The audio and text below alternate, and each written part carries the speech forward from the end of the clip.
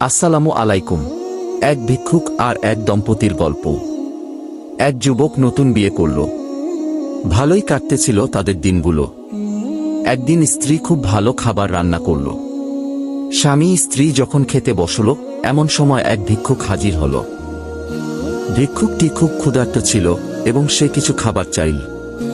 স্বামী খুব রাগ হইলেন এবং ভিক্ষুকটিকে অকথ্য ভাষায় গালমন্দ ও অপমান করে তাড়িয়ে দিল। অসহায় ভিক্ষুক চলে গেল।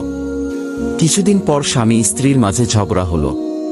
এক পর্যায়ে তাদের সংসার ভেঙে গেল। স্বামী স্ত্রীকে তালাক দিয়ে দিল। স্ত্রী বাপের বাড়ি চলে গেল। কয়েক বছর পর মেয়ের বাবা অন্য এক জায়গায় মেয়ের বিয়ে দিল। নতুন স্বামীর সাথে শুরু হলো তার জীবন। দ্বিতীয় স্বামী প্রথম স্বামীর চেয়ে অনেক ধনী ছিল। একদিন স্বামী স্ত্রী খেতে বসল। ইতিমধ্যে একজন ভিক্ষুক আসল। স্ত্রী স্বামীকে বলল,